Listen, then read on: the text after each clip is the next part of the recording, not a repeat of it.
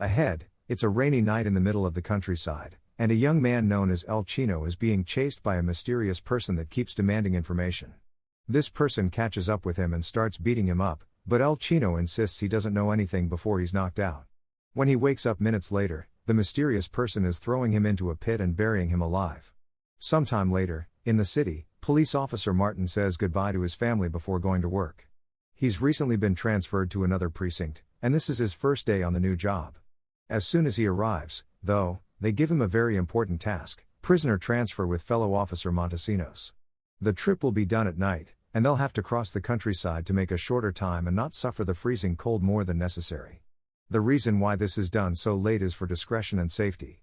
This is also why the cops aren't allowed to keep their phones. And the prisoners aren't told about the transfer until a few hours before they're picked up. When Martin and Montesinos arrive at the prison, they're informed they'll be relocating 6 prisoners. Most of them are guilty of small crimes, but Romanian criminal Me is part of an international trafficking network, and Pardo is a former politician. The other 4 are Golem, Rai, Nano, and lastly Ramos, who has a special lockpick hidden in his cell and intends to bring it with him.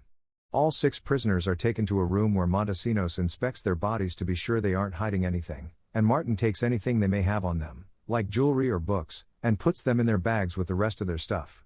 During the inspection, Nano has the nerve to insult Montesinos, which makes him angry and aggressive.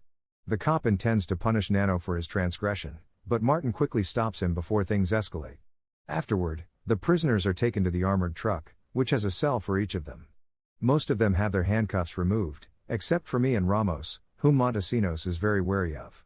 Before leaving, Montesinos also has a talk with Martin, asking him to be less of a stickler for the rules, but Martin refuses because rules are the only way to maintain order.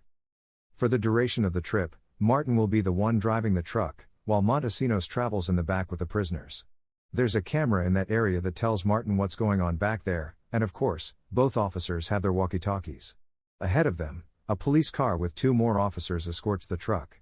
Near the woods area, the mysterious person knows the cops are coming, so he puts a spike strip in the middle of the road to stop them. Meanwhile, in the truck, the prisoners begin arguing over politics and their crimes, so Montesinos asks Martin to turn up the heat, as they requested, hoping that will help them sleep. As the mysterious person drives past them and gets ahead, Ramos asks permission to go to the toilet. Montesinos takes him there and temporarily removes his handcuffs, allowing Ramos to recover his lock-picking tools, which he had hidden in his rear. The further they go into the woods road, the thicker the fog becomes, and Martin loses sight of the police car. The officers don't answer their walkie-talkies either, and right as Martin begins wondering what's going on, the truck reaches the spike strip, being forced to stop. The prisoners begin theorizing about what happened, thinking this may be Me's powerful friends coming to the rescue. Martin can see the police car among the trees, but the officers still won't answer, so Montesinos decides to come out to investigate. Once he's gone, Me clarifies this isn't his people, and Ramos begins working on unlocking his handcuffs and the door with his tools while he discusses with the others a possible escape plan. A few moments pass, and Montesinos doesn't answer his walkie-talkie either, causing Martin to decide to come out to investigate too. With his gun out, he walks down the road and finds an unconscious Montesinos on the ground. At that moment, the mysterious person begins shooting at him from his hiding spot among the trees, so Martin takes Montesinos' keys and runs to take cover next to the police car. The car is on its side. Both officers are dead. When a stray bullet hits the hood, it leaves Martin deaf and disoriented for a few minutes. He tries to shoot back, but it only ends with Martin wasting all his bullets. He runs back to the truck, giving the mysterious person the chance to hit him on his thigh. Martin enters the truck cabin and tries to contact headquarters to no avail. The truck won't start either, and seeing as the shots are now damaging the glass, it's just a matter of time before a bullet reaches him. Seeing as he has no other choice if he wants to survive, Martin runs to the back of the truck and locks the door behind him before rushing to the first aid kit to take care of his wound. The prisoners want to know what's happening, but Martin refuses to tell them. He gets distracted when he notices on the cameras that the mysterious person is entering the cabin. This is the perfect chance for Ramos to come out of his cell and jump on Martin, starting a fight. Things are pretty equal between them until Martin realizes the prisoners don't know he's out of bullets, so he takes out his gun and threatens Ramos with it to make him stop. Ramos swears he doesn't know who the person outside is, but before they can discuss things further, Pardo and Rai notice something strange in their cells. Someone is pouring gas inside to then start a fire. Since this is an emergency, Martin opens the cells to help. He uses the fire extinguisher on Pardo, but it's too late for him, he's already dead. Ramos helps Rai, whose only body part on fire is his leg. Once they put it out together, they free the rest of the prisoners, and the group approaches Martin, who is only managing to keep them back, thanks to his gun. The tense moment is interrupted when Martin's walkie-talkie comes to life with the mysterious person's voice explaining a few things. He says the only key that will open the back door of the truck is in Martin's possession, and that he only wants them to open the door, not caring about what they'll do afterward. Before hanging up, he also mentions Martin is out of bullets.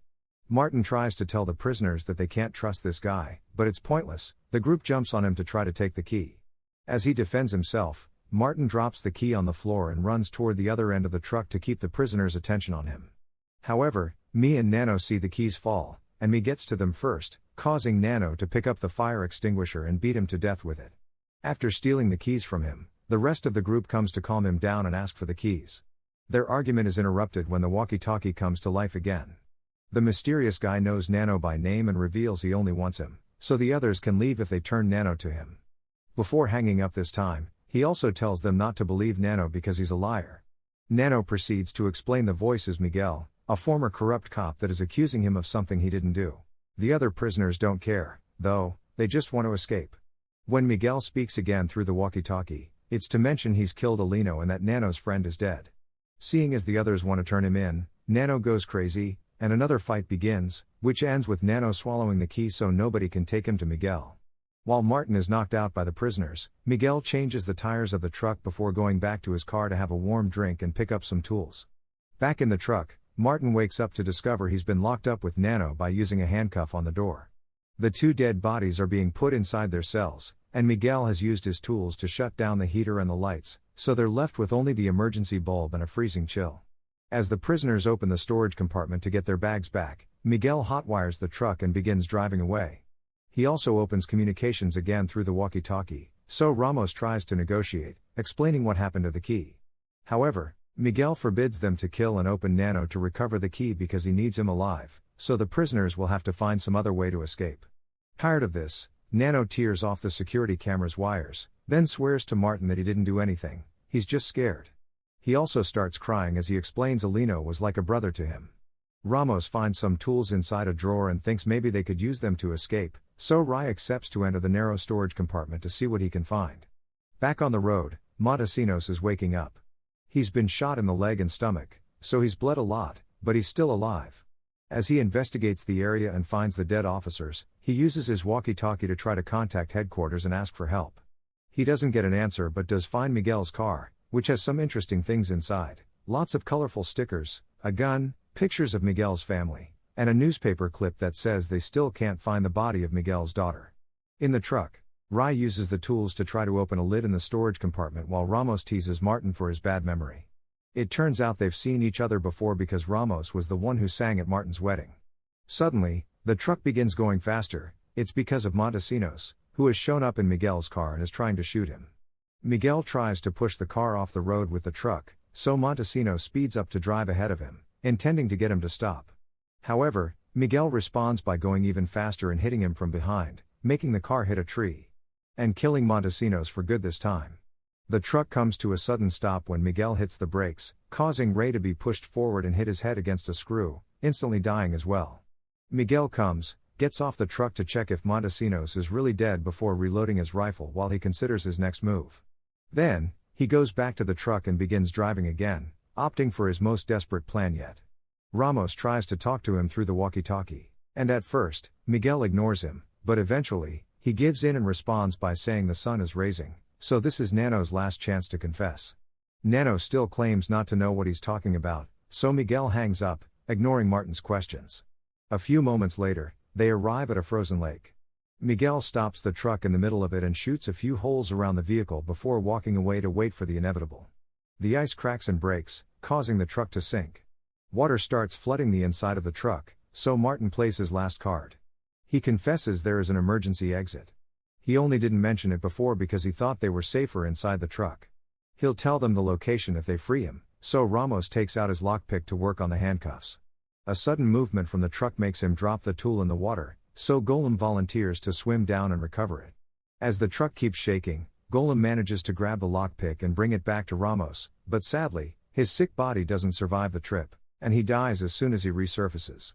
Ramos manages to free the others right before the truck finally sinks, and Martin points at the fake panel that hides the emergency exit.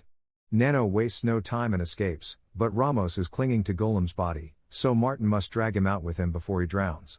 It's easy for Nano to reach the surface, and he immediately runs away, unaware that Miguel has seen him and is going after him. Ramos also comes out easily, but Martin is having trouble climbing onto the ice. Luckily for him, Ramos returns the favor and drags him out of the water before giving him CPR. Such an act of kindness inspires Martin not to try to arrest Ramos. Instead, he wishes him luck and shakes his hand. Afterward, Martin follows the sound of a rifle being fired to find an abandoned building. There, he sees Miguel at a window shooting at Nano, who is hiding behind a wall. Martin enters the room Miguel is in and asks him to surrender, which prompts Miguel to admit he will do so after he achieves justice. The truth is that months ago, during a festival, Nano and Alino slipped some alcohol into Miguel's 13-year-old daughter's drink. Then, they took advantage of her intoxicated mind, and once they were done with the abuse, they tortured her too, using pliers and a glass bottle. She was still alive when they tied her to a car they stole that same night to drag her through the ground for hours. And yet, the police still haven't found the body. Only Nano knows where it is. The investigation was pointless too because there wasn't enough proof to send the boys to jail, which has taught Miguel that the legal system doesn't work. The reason why he knows all the details is that Alino confessed everything before Miguel killed him. Now, he only wants to know where the body is so he can take it to his hometown and give it a proper burial. Nano notices Miguel is distracted, so he tries to run away, causing Miguel to shoot and hit him on the leg. The rifle quickly runs out of bullets, though, so while Miguel reloads, Martin takes the chance to jump on him to try to stop him. Both men begin beating each other up, and Martin uses a glass shard he finds on the floor to stab Miguel's hand, giving him an opening to pick up the rifle. Miguel ignores him, running out of the room to follow the blood trail Nano has left behind, and Martin decides to go after them too after reloading his weapon. When Martin finds them, Miguel is trying to beat the information out of Nano, so Martin fires a warning shot. Miguel gets distracted, giving Nano the opportunity to push him off. Now, neither of them can move because they're on the other end of Martin's rifle. Suddenly, a helicopter appears above them. It's the police looking for them. Thinking he's safe now, Nano begins insulting and making fun of Miguel, saying he'll never tell him the location of the body. Seeing Nano's true colors makes something snap in Miguel, who shoots Nano on the foot and then his hand until he finally confesses where he hid the dead girl. As Miguel begins crying, more police officers show up, and Martin surrenders. Many days later, a retired Martin stops by the police station to retrieve his belongings from his locker and sees another officer replace Montesinos' name with a new recruit.